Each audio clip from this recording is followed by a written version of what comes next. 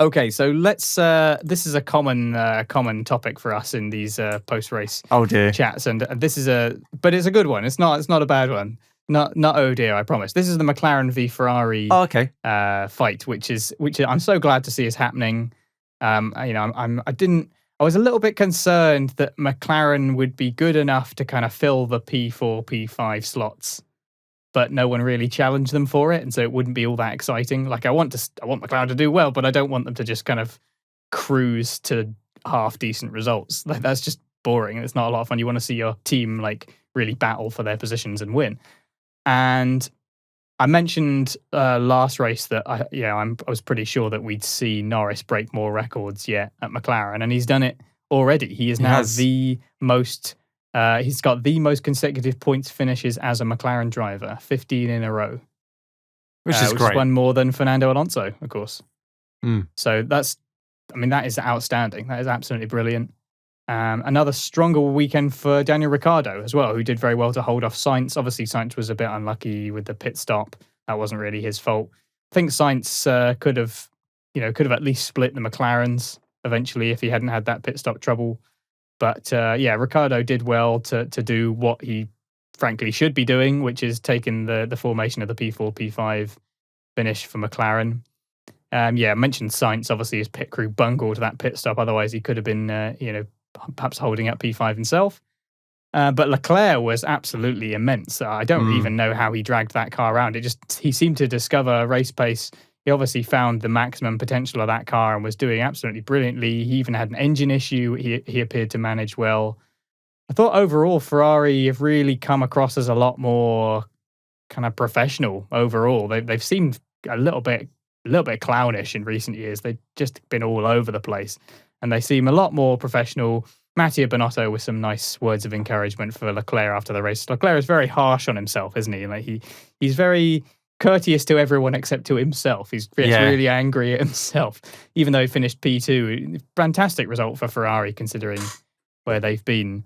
It's still super tight between these two teams though, which is great. And as objectively as you can, Shane, do the Woking team have what they need now to hold off Ferrari for P3 in the Constructors, or are we gonna see Ferrari pulling it back and maybe even taking a win where McLaren don't this year?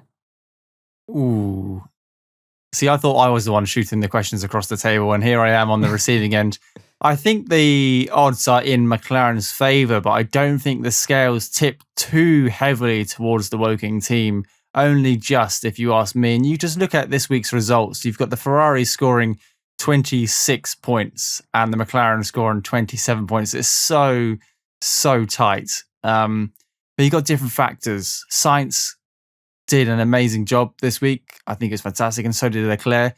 Norris did what Norris does and just sticks it in P4, P5 and brings it home in P4 and P5 consistently.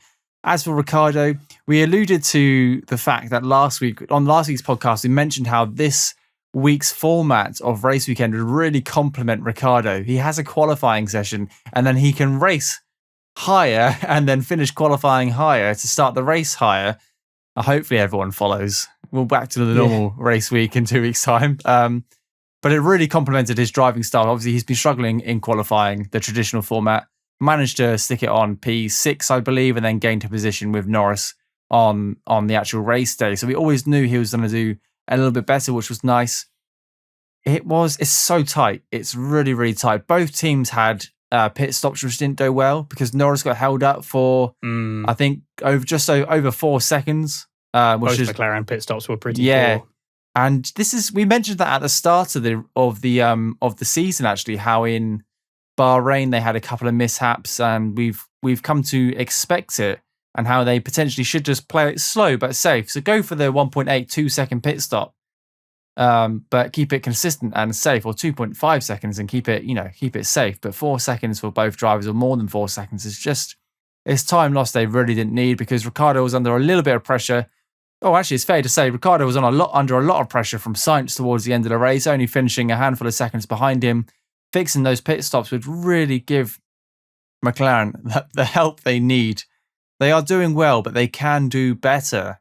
And I've got nothing to say on Norris because I think he's just brilliant at the moment. And I'm hoping that a good result from Ricciardo will just spur him on into the next couple of races and see a little bit more consistency from him, because we've seen it from all the other new drivers on the grid. We've mentioned it previously, and Ricciardo just seems to be taking that little bit longer. But we do believe that when he does get to grips with that new McLaren, he will really shine, and we're starting to see glimpses of it. He only finished 12 seconds behind Norris, which actually in comparison to the whole season is one of his best results, if not the best. So bravo This is to his best result, yeah. Yeah, fantastic job from McLaren this week. Ferrari, I think, are a little bit more unpredictable. We've seen them running in P16 and P12 completely at the points with no pace whatsoever in both qualifying and the race. And like you said, this week, Leclerc's found that 2019 Ferrari, stuck it on the grid, and then led the race for what it was so long. He led that race for the majority of the time.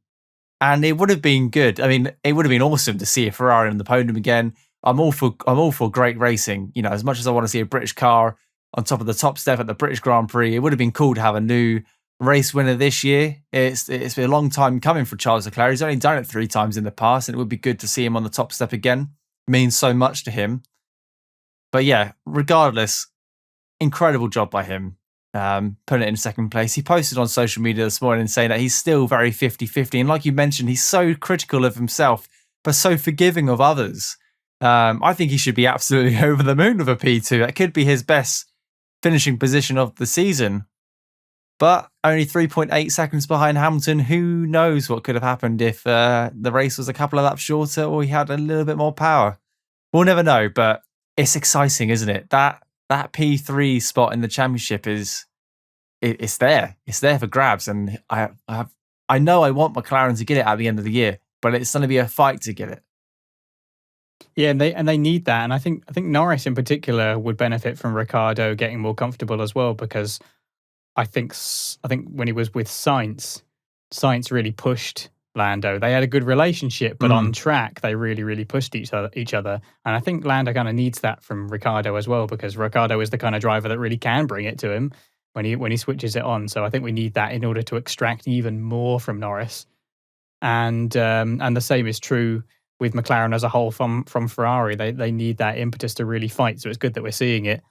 Of course, yeah, you mentioned, I think you're right about the inconsistency with Ferrari, and that sometimes they just seem to be really struggling with the pace and are absolutely nowhere. And then sometimes Charles Leclerc puts it on pole. So it's just, he's got 2 poles this season. It's really, you kind of forget that really. It's really, really quite incredible. So a bit up and down, but I'm kind of happy to see Ferrari looking a little bit more like what you'd expect Ferrari to be, given the resources and legacy that they have. So the brilliant fight for P3 in the Constructors continues.